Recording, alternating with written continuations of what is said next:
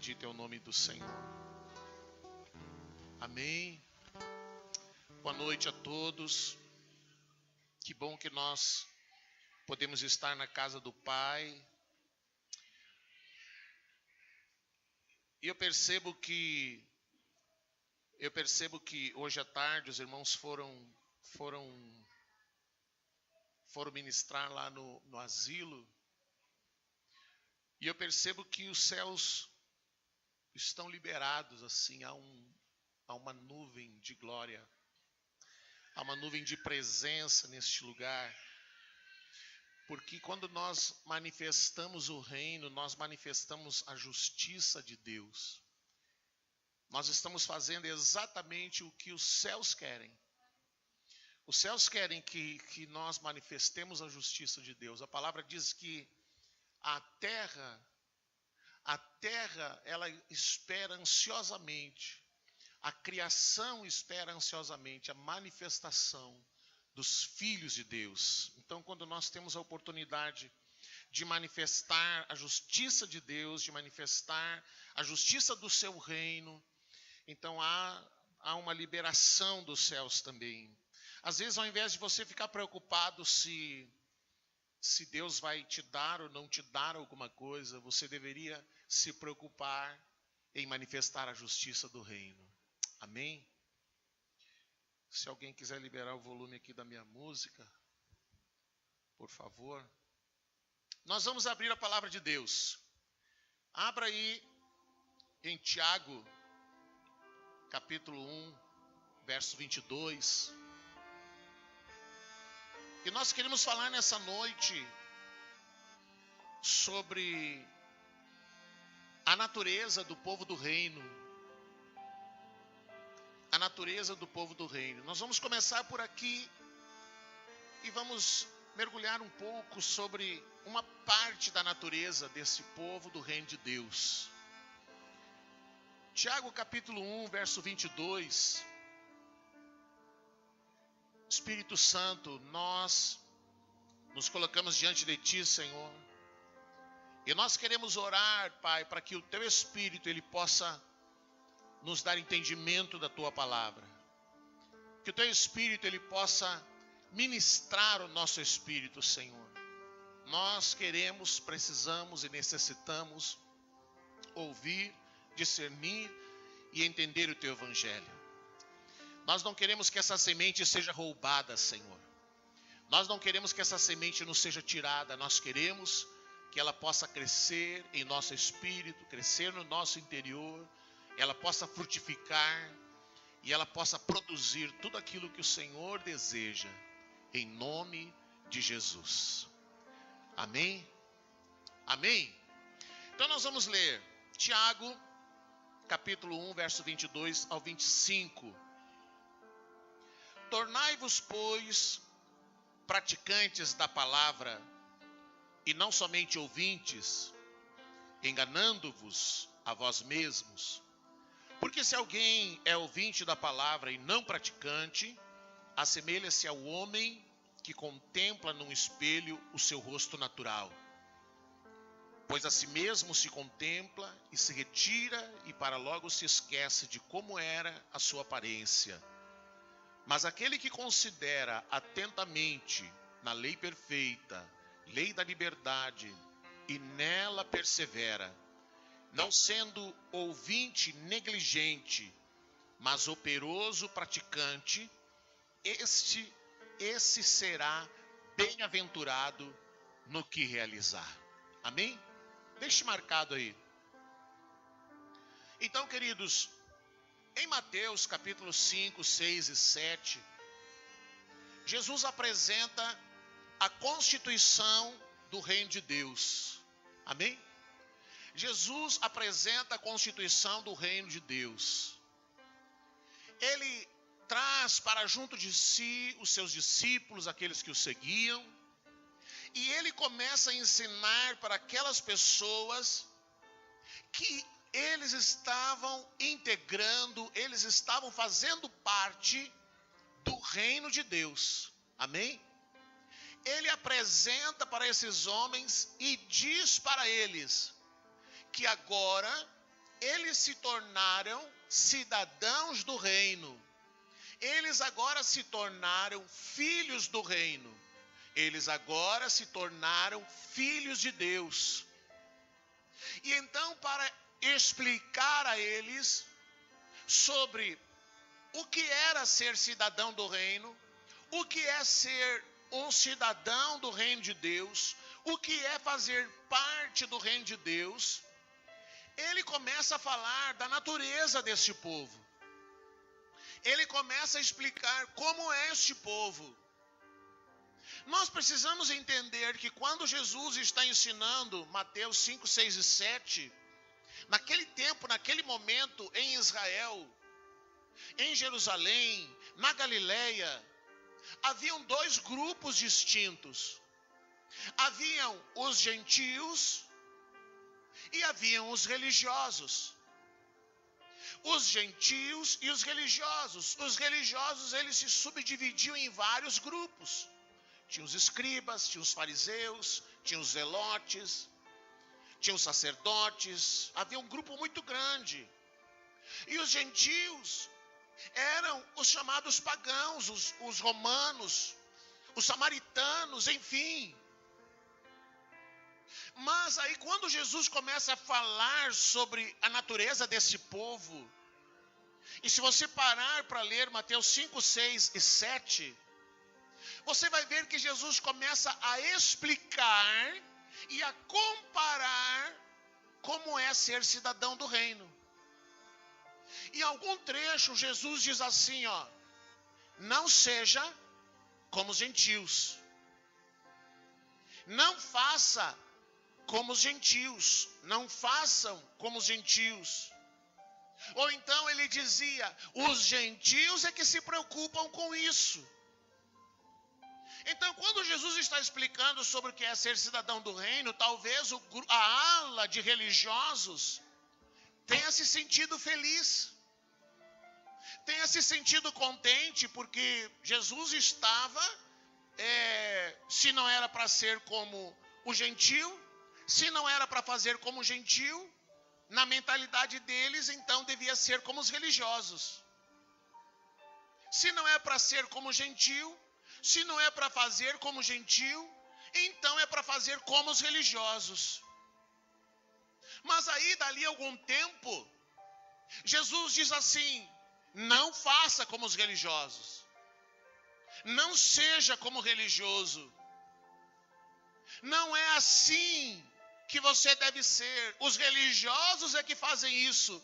E aí quando Jesus diz que não pode ser como o gentio e não pode ser como o religioso, logo cria-se o primeiro choque na mente daquelas pessoas e também em nós. Não é para ser como o gentio, não é para ser como aquele que está no mundo, não é para ser como aquele que é do mundo, mas também não é para ser como religioso. Então Jesus fala que a natureza deste povo do reino, a natureza do cidadão do reino, é para ser diferente tanto do mundo, quanto da religião, quanto do religioso. Não é para ser igual ao mundo, mas também não é para ser igual à religião. E aí nós começamos a nos perguntar, então, o que eu tenho que ser então? O que eu tenho que ser então, se eu não posso ser como o mundo? A palavra diz, você está no mundo, mas você não é do mundo. Você está no mundo, mas não é do mundo. Mas aí Jesus vem e diz, mas você também não pode ser como religioso, você é um cidadão do reino. Você é um cidadão do reino. E aí ele começa a falar dessa natureza. Então a primeira coisa que nós precisamos parar e pensar, primeiro, não é igual ao mundo. E aí nós vemos, querido, que às vezes, na tentativa de aumentar a clientela, se torna igual ao mundo. Porque quer aumentar a sua clientela. Eu lembro que algum tempo atrás, talvez mais de ano, Um dia eu estava conversando com a Isabelle, estávamos falando sobre congregar em algum lugar, e eu disse, mas você pode procurar um outro lugar para congregar se você desejar. Tem um grupo ali que está reunindo muitos jovens estão indo para lá, está juntando a maior galera, quem sabe tu vai lá. E aí, ela me disse assim, pai, mas aí não dá. Eu disse, por que não dá?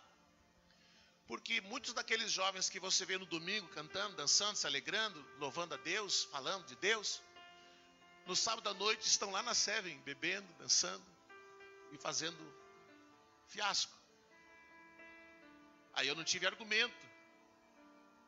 E Jesus diz assim, você é cidadão do reino, você não é igual ao mundo. Mas também não é igual à religião. Você não é igual ao mundo, e embora no reino não exista uma pressão de uma liturgia religiosa. O que é uma liturgia religiosa? De um ritual religioso. Eu estou pouco ligando se o Manu tem aquele cabelão dele, parece um ninho de pomba. Se ele quer deixar, ele deixa. É gosto dele. Isso não torna ele um baterista inferior. Desculpa pelo ninho de pomba, mano. Eu estou pouco ligando se o Maurício quer usar Rastafari. Isso não o torna um adorador menor. Eu estou pouco ligando se o pessoal que fica lá, se os apoiadores não usam terno e gravata, porque na religião é obrigado usar terno e gravata e as mulheres vestidinho e tal, e terninho. Nada disso é importante. Eu estou pouco ligando se nas quintas-feiras o irmão vem fazer louvor aqui de bermuda, de chinelo de dedo. Nada disso importa. Nada disso importa. Nada disso, irmão, vai impedir que o reino de Deus esteja em nós. Mas embora haja essa flexibilidade no reino de Deus, uma liberdade no reino de Deus, onde cada um venha como quiser. Hoje, por acaso, eu estou de blazer, mas já estou suando aqui, daqui a pouco já vai voar. Isso não importa, e embora haja essa flexibilização no reino de Deus, nós não somos iguais ao mundo. Não sei se você entende. Nós não somos iguais ao mundo. Embora a gente se reúna com uma certa informalidade, com uma certa ordem de uma creche, mas ainda assim, nós somos cidadãos do reino, nós pertencemos ao reino. Nós não somos iguais ao mundo e também não somos iguais à religião. E quando Jesus falou, por exemplo, sobre a religião, Jesus falou de uma das partes mais importantes.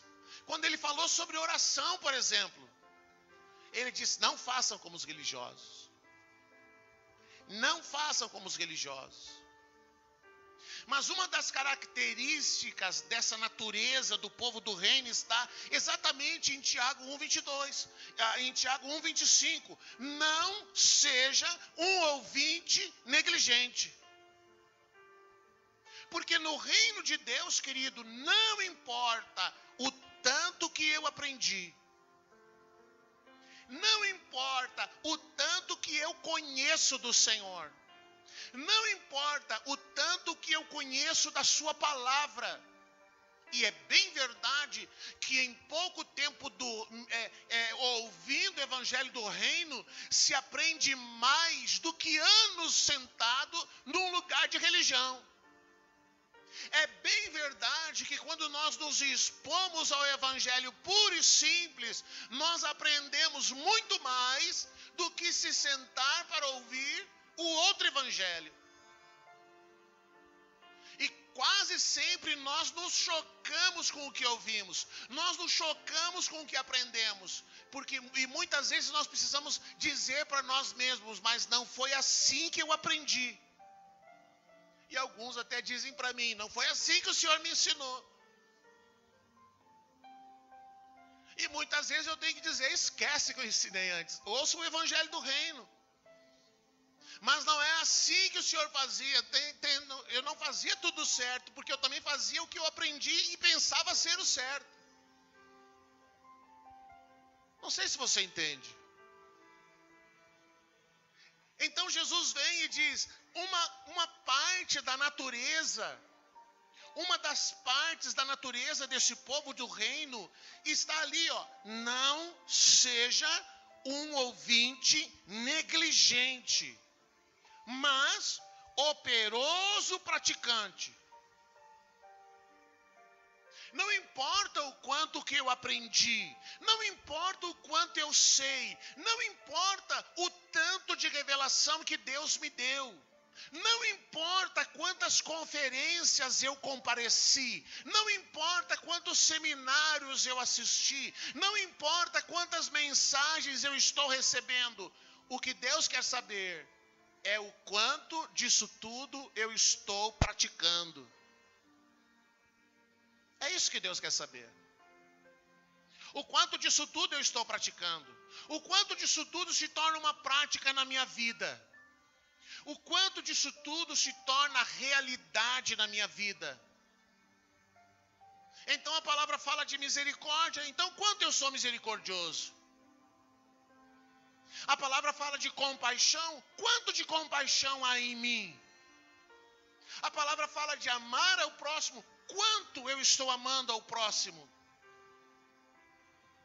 A palavra fala de muitas coisas. Mas a pergunta é, quanto de tudo isso se torna uma realidade na minha vida? Quanto de tudo isso eu ponho em prática?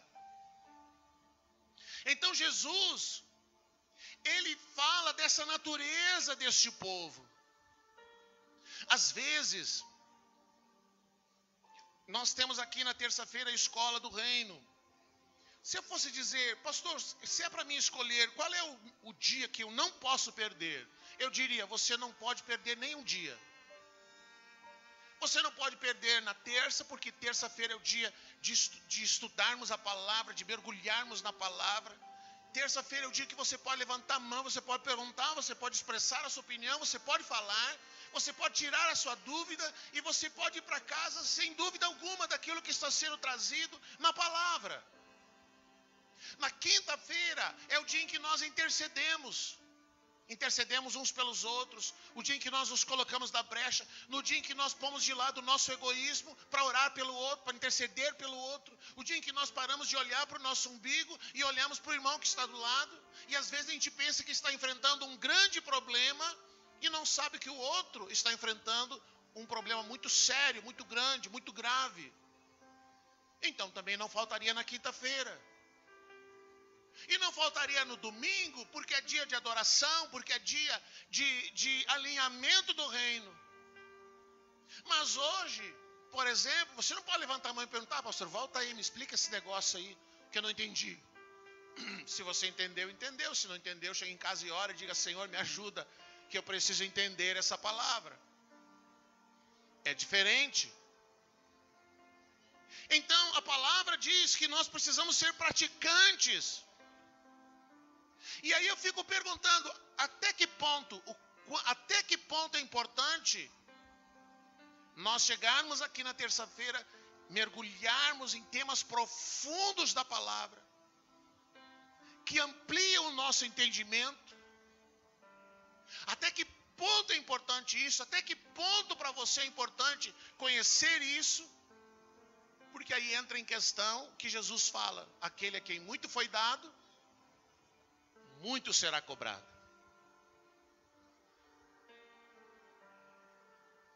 Aquele a quem muito foi dado, muito será cobrado.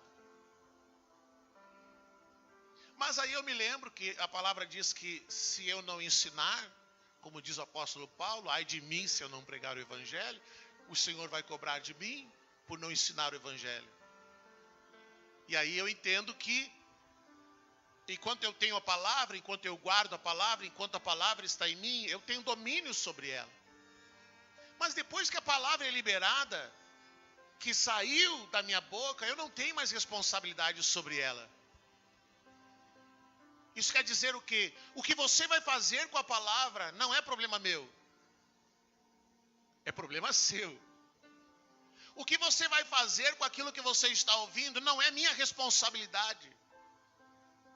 Eu não sou aquele que vigia se a palavra está sendo cumprida ou não. Eu não sou um vigilante da palavra, eu não sou um vigilante da congregação para dizer, esse está vivendo, aquele não está vivendo. Não é mais responsabilidade minha. Isso já é uma responsabilidade sua. É uma ação do Espírito Santo. Ele é quem te convence. É Ele quem ministra no teu coração, é Ele quem ministra no teu espírito. Aí não é mais a minha responsabilidade. E às vezes uma única palavra que você libera, você nem percebe. Aquilo pode mudar a vida de uma pessoa. E você não percebe. Então vamos ver o que Jesus fala. Primeiro, vamos ao o que a palavra de Deus ensina. Você sabe que Jesus, ele ganhou uma inimizade gratuita com os religiosos.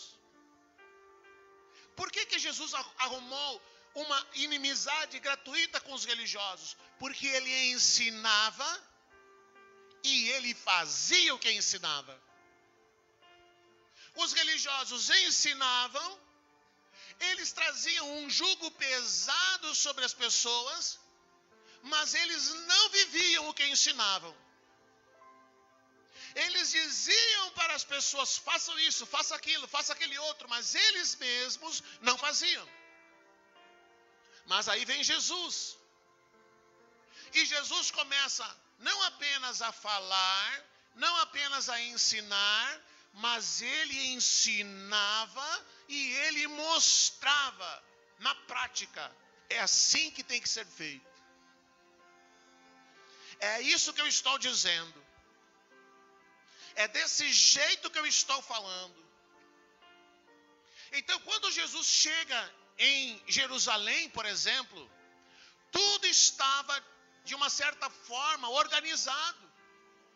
Os judeus andavam com os judeus, os romanos andavam com os romanos, as prostitutas andavam com as prostitutas, os samaritanos andavam com os samaritanos, os leprosos com os leprosos.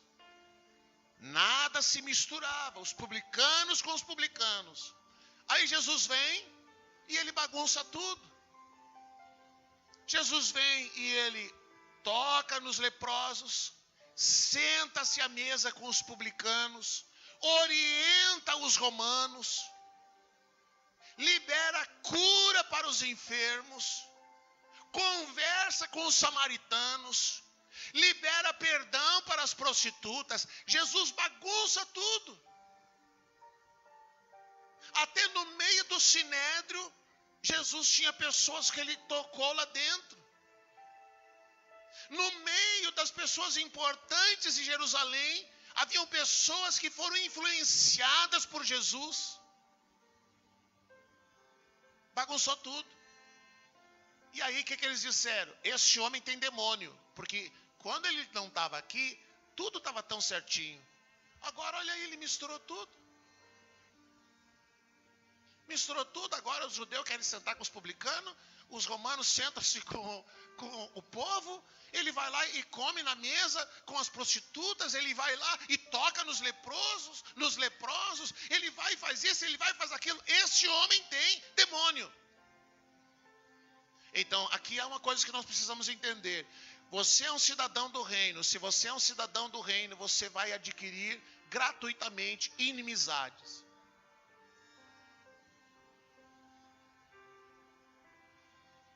Você vai ganhar inimizades gratuitas.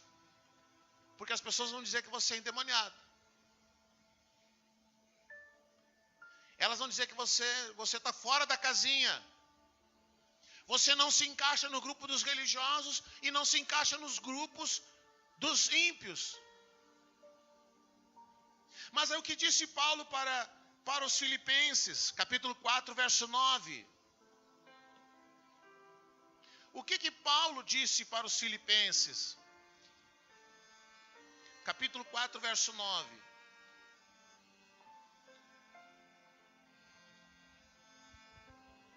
Ele diz assim: o que também aprendestes, e recebestes, e ouvistes, e vistes em mim, isso praticai. O que também aprendestes, recebestes e ouvistes e vistes em mim, isso praticai. Então a orientação do apóstolo Paulo aos filipenses era isto. Querido, não importa, você tem ouvido a palavra? Amém. Você tem recebido a palavra? Amém. A palavra de Deus tem ampliado o teu entendimento? Amém. Glória a Deus. A palavra de Deus, você está vendo ela em ação? Amém. Então, o que você tem que fazer é praticar. Coloque em prática. Aquilo que você põe em prática, o que vocês receberam, aprenderam de mim, tanto as minhas palavras quanto as minhas ações. E o Deus que nos dá paz estará com você.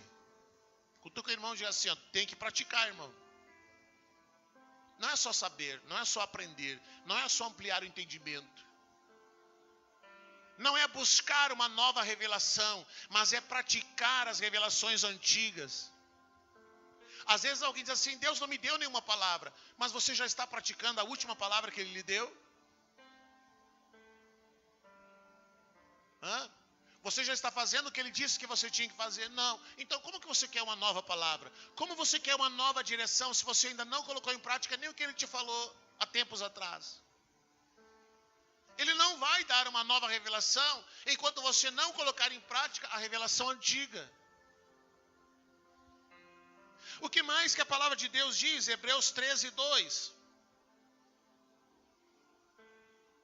Hebreus 13:2. Olha o que ele diz.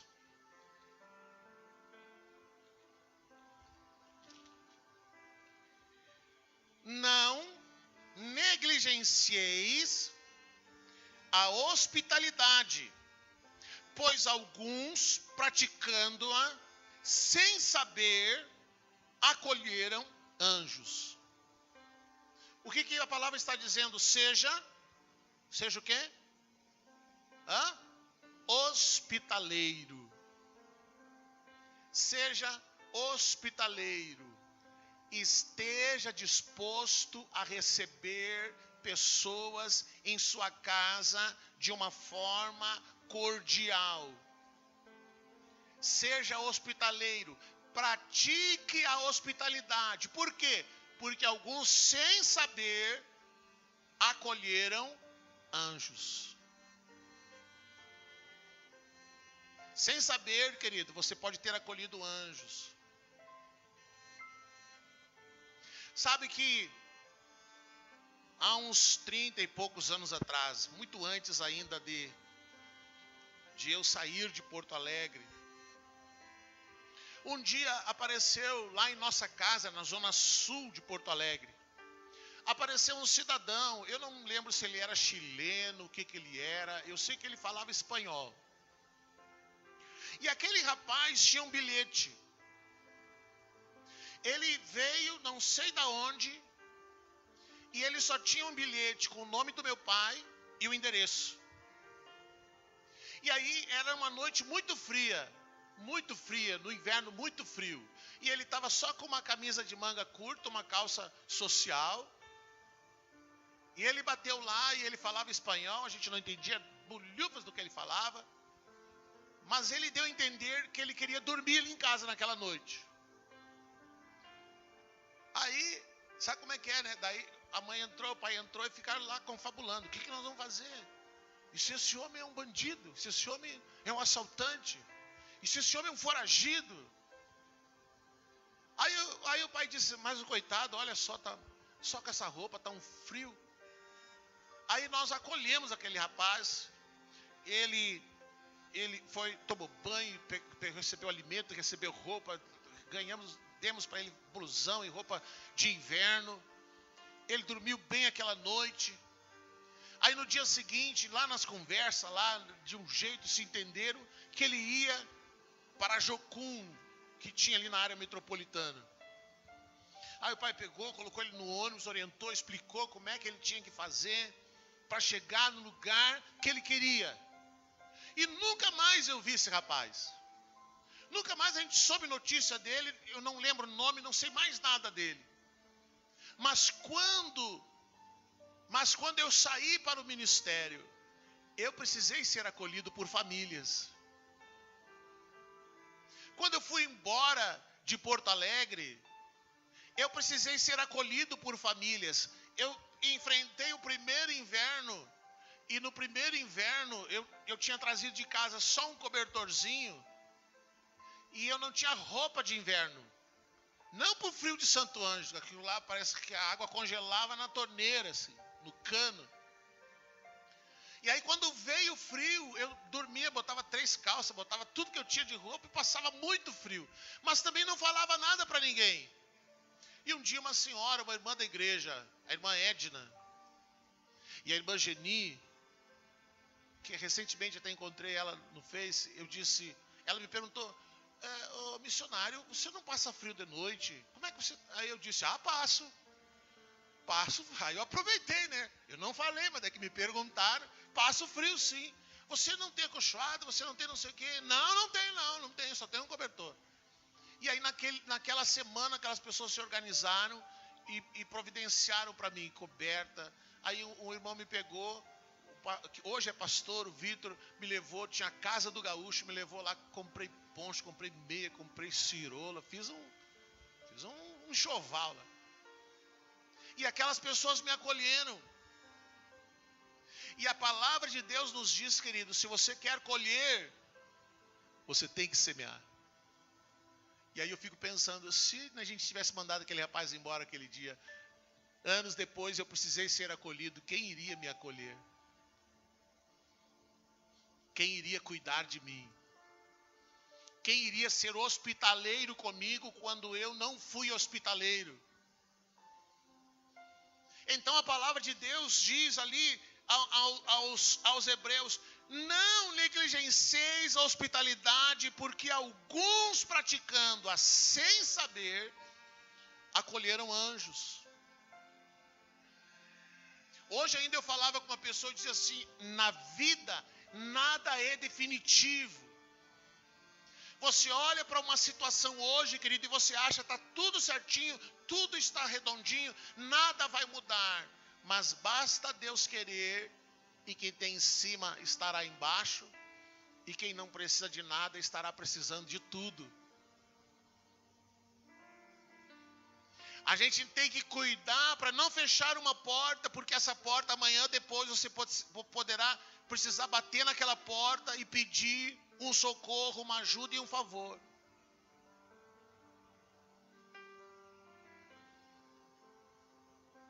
Então, às vezes, a gente quer discutir, quer bater boca, quer xingar. Cuidado, irmão. Você pode fechar uma porta e amanhã você precisa bater lá. Não feche portas. Não deixe questões mal resolvidas. Então, a palavra diz ali, não negligencieis a hospitalidade. Olha o que diz em 1 Pedro. 1 Pedro 2,15. 1 Pedro 2,15. Olha o que a palavra de Deus fala. Amém? Esse povo do reino tem como natureza a prática da palavra. 1 Pedro 2,15. Porque assim é a vontade de Deus, que pela prática do bem façais emudecer a ignorância dos insensatos. Pois Deus quer que vocês façam o bem, para que os ignorantes e tolos não tenham nada que dizer contra vocês. Se você é um praticante da palavra, e a palavra diz, não devolva o mal com o mal, e a palavra de Deus diz que você tem que praticar o bem, pratique o bem, porque quando você pratica o bem, quando você é um praticante da palavra, você silencia a voz dos tolos. quando você pratica a justiça de Deus, quando você pratica a justiça do reino, você cala a voz daqueles que são ignorantes. Não há o que dizer. O que tinham os religiosos para dizer diante de um homem que nasceu cego, que viveu cego, mas que foi curado por Jesus? Não tinha o que dizer. A prática do bem silencia a voz dos tolos, dos ignorantes. E o que mais a palavra de Deus diz? 1 Pedro 3,17. Porque se for da vontade de Deus, é melhor que sofrais por praticardes o que é bom, do que praticando o mal. Olha, irmão, é melhor, se você tem que sofrer, é melhor sofrer porque fez o que é bom, o que é reto, o que é santo, o que é digno, praticando a justiça, e alguém, de alguma forma, faz uma injustiça contra você, e você sofre, e muitas vezes você entra em questões no seu espírito, dizendo, mas eu fiz o que era certo, eu fiz o que era do espírito, eu fiz o que tinha que ser feito, e agora eu estou sofrendo por isso. Amém, glória a Deus. Glória a Deus porque você está sofrendo. A palavra de Deus diz, exultai-vos, regozijai-vos nisso. Pior seria sofrer porque você praticou o mal, porque você praticou a injustiça, porque você enganou, porque você mentiu, porque você fez alguma coisa que é ilegal, injusta. Então, na carta, Pedro diz, porque se for da vontade de Deus, se é da vontade de Deus que você sofra, então sofra porque você fez o bem, não porque você fez o mal. Entendeu? 1 Timóteo, capítulo 2, verso 1. Olha que aqui está, querido, uma outra questão que a palavra de Deus fala, 1 Timóteo 2, 1. A questão da prática. Olha o que ele diz. Em primeiro lugar, peço que sejam feitas orações, pedidos, súplicas e ações de graças a Deus em favor de todas as pessoas. Na linguagem, na versão atualizada, diz assim, ó, antes de tudo, pois, exorto que se use a prática, de súplicas, orações, intercessões, ações de graças em favor de todos os homens. Querido, eu vou dizer para você, se você procurar, você vai encontrar centenas de livros sobre oração. Você vai encontrar seminários sobre oração. Você vai encontrar estudos sobre oração. Você vai encontrar mensagens sobre oração. Você vai ler muita coisa sobre oração.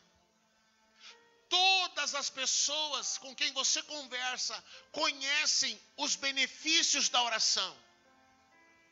Todo mundo sabe e conhece o poder da oração. Não há uma pessoa com quem você fale que essa pessoa diga assim, orar não vale nada. Todo mundo sabe o poder da oração. Mas aí a palavra de Deus diz assim, eu vos exorto que se use a prática. A pergunta não é o quanto as pessoas sabem da importância da oração. A pergunta é, quem efetivamente ora? Quem efetivamente ora? Quem efetivamente para orar? Quem efetivamente separa tempo para orar?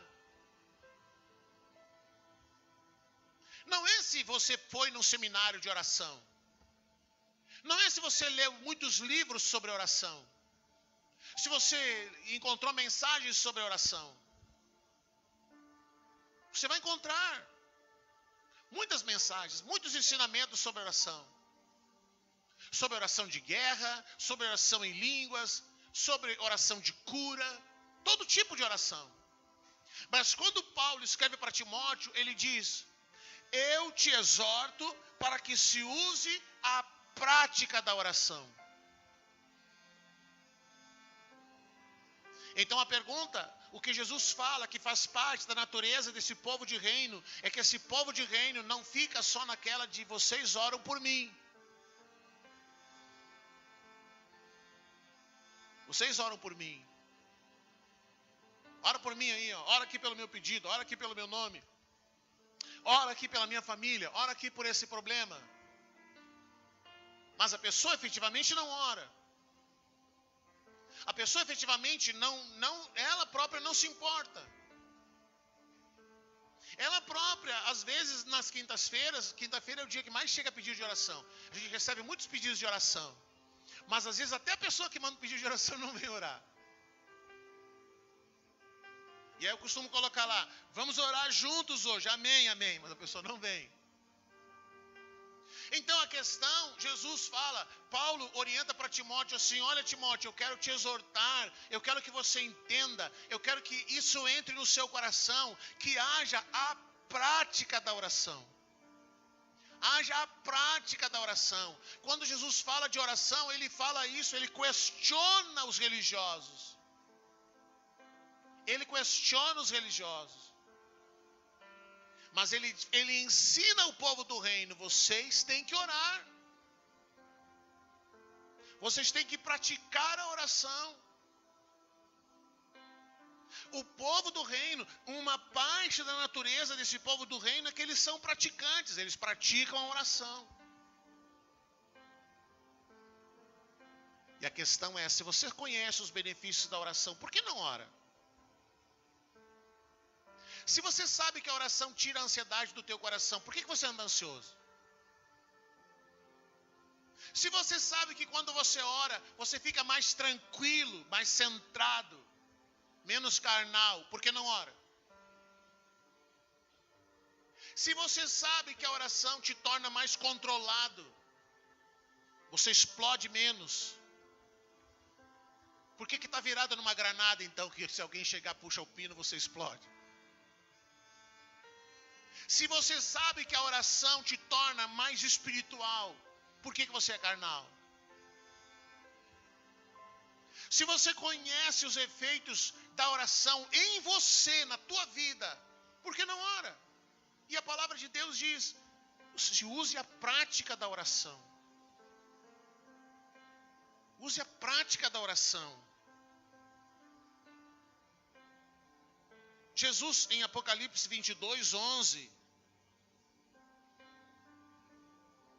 ele diz, finalzinho já, o último livro da Bíblia, o último capítulo da Bíblia, continue o injusto fazendo injustiça, continue o imundo ainda sendo imundo, o justo continue na prática da justiça, e o santo continue a santificar-se. Sabe o que Jesus diz para você, querido? Porque quem pratica a justiça se choca com a injustiça. Quem pratica a justiça às vezes cansa. Porque você pratica a justiça e você vê tanta injustiça. Você pratica a justiça e você vê tanta injustiça. Mas Jesus diz para você o seguinte: continue o justo na prática da justiça. Continue indo no asilo, continue indo lá no clube, no Star, mesmo que eles ameacem, mesmo que eles digam que a gente tem que sair de lá. Continua indo, continua praticando a justiça, continue alimentando o pobre, continue vestindo o necessitado, continue fazendo o bem, continue mostrando o que é a justiça do reino. Continue o justo praticando a justiça.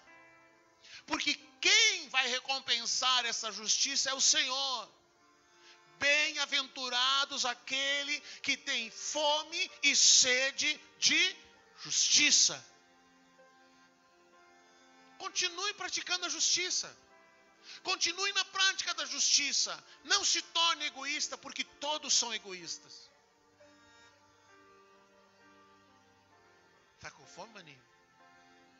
Está com comida? Mãe já vai dar comida para ti. Tu está com fome porque está falando da comida essas horas. Continue praticando a justiça. Continue vivendo a justiça. Continue fazendo aquilo que está ao teu alcance. Ah, mas nós precisaríamos de mil marmitex para alimentar, mas não tem 1000, leva 100. Mas leva, pratica a justiça. Precisava vestir 500 pessoas, mas se você pode vestir 10, amém, glória a Deus. Se pode vestir uma, amém, glória a Deus. Mas precisava tirar aquela pessoa da rua e colocar numa casa, mas não tem casa, faça o que você puder. Continue o justo na prática da justiça. E por fim, último texto, Apocalipse 2:5. Jesus faz um desafio para a sua igreja. Apocalipse 2:5. Jesus faz um desafio para a sua igreja. Lembra-te, pois, de onde caíste. Arrepende-te e volta à prática. Volta à prática das primeiras obras. Volta à prática das primeiras obras. Jesus desafia a sua igreja. O desafio de Jesus para a igreja não é que a igreja faça coisas extraordinárias. O desafio de Jesus para a igreja não é que a igreja busque grandes revelações, mas que ela volte à prática da palavra, volte à prática da justiça, volte à prática da palavra. Seja um praticante da palavra. A natureza do povo do reino é que eles são praticantes da palavra. Então você precisa responder para si mesmo hoje: eu sou um praticante da palavra? Eu estou colocando em prática? O meu relacionamento com Cristo é tão poderoso, capaz de me fazer praticar os seus ensinamentos? Eu acho muito bonito no domingo quando eu estou aqui, mas na segunda a vida é outra, pastor. Lá na segunda o bicho pega. Pois na segunda você tem que ser um praticante, na terça você tem que ser um praticante. E na quarta, e na quinta, e na semana inteira você tem que ser um praticante. Você tem que ser aquele que pratica a justiça. Você tem que ser aquele que pratica a palavra. Você tem que ser aquele que não está. Você é diferente tanto do grupo dos religiosos quanto do grupo dos ímpios. Às vezes as pessoas até vão dizer: mas você é evangélico, né? Esse dia alguém me disse: você é evangélico. Eu disse: não. O senhor não é evangélico, mas você parece evangélico. Eu disse: não sou não. Eu sou filho de Deus. Ah, então você é evangélico. Eu disse: não. Ah, pegadinha, né? Não sou evangélico, eu sou filho de Deus. Às vezes é muito engraçado porque as pessoas querem colocar a gente querem nos colocar um carimbo. Então, você é ímpio e você é evangélico. E aí Jesus diz assim: você não é ímpio e também não é evangélico. Você é ímpio porque olha o jeito que você anda aí, ó. Olha essas roupas que você usa. Isso não é roupa de crente. Aí começa a conversar com você, ele diz: não, você é crente, estou vendo. E as pessoas ficam confusas. Quem é você? Você é um filho do reino. Pratique a justiça. Viva a justiça. Seja um praticante da palavra. Amém? Vamos nos colocar de pé? Sabe, querido, ser um praticante da palavra, você ensina muito mais as pessoas com a prática do que com o que você fala. Você sabia disso? Olha só, você é pai, você é mãe. Você pode todo dia contar uma historinha para o seu filho, dizendo para ele que ele não deve mentir. Mas se ele pegar você mentindo, sabe o que ele vai fazer? Ele vai ser mentiroso. Olha só, recentemente a Isabelle concorreu a uma bolsa lá na faculdade. a bolsa para fazer um trabalho lá no NUD, na secretaria da Unipampa, em Bagé. E aí lá perguntaram para ela por que ela estava se colocando para ocupar aquela vaga. Naquela vaga ela teria que ajudar os ingressantes, documentação e coisa. E ela disse assim: olha, eu antes de vir concorrer a essa vaga, eu já fazia isso de graça. Desde o meu primeiro ano, eu tenho ajudado muitos alunos, muitas pessoas a ingressar na faculdade, sobre documentação certa, o que precisa e tal. E eu sempre fiz isso de graça. Vocês agora estão me oferecendo uma bolsa para mim fazer isso recebendo. E aí eles ficaram muito intrigados com isso e perguntaram: mas de onde vem isso? Essa vontade de ajudar as pessoas. Aí sabe o que ela disse? Eu aprendi isso em casa. Os meus pais são pastores. E na igreja deles, eles fazem ações sociais. E muitas vezes eu fui com eles ajudar pessoas. Eles dão comida, eles dão roupa, eles ajudam as pessoas. Eles socorrem as pessoas. Eu aprendi isso em casa. E aí eles ficaram: então tá. Então, querido, a prática, ela vai ensinar mais do que você falar, do que você ficar dando sermão nas pessoas. Você quiser apontar os erros das pessoas, seja você um praticante. Você vai ensinar mais praticando do que falando, do que ensinando. Fale, mas faça. Faça como Jesus, ele falava, mas fazia. Que os seus filhos possam olhar para você, eles possam aprender com você. Que você tem que ser um praticante da palavra. Não diga para o seu filho que ele tem que ter compaixão e você não tem compaixão. Não ensine para o seu filho que ele tem que ser misericordioso e você não tem misericórdia. Não ensine para o seu filho que ele tem que amar ao próximo e você não ama o próximo. Seja um praticante. Um praticante da palavra. Amém? Vamos orar?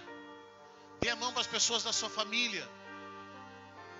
Vamos orar como família. Vamos orar como família. Vamos orar para que lá na sua casa aconteça a prática da justiça. A prática da justiça. Que os seus filhos possam aprender com você o que é ser justo aos olhos de Deus. Vamos orar pela sua família, pelo seu lar. Feche os seus olhos.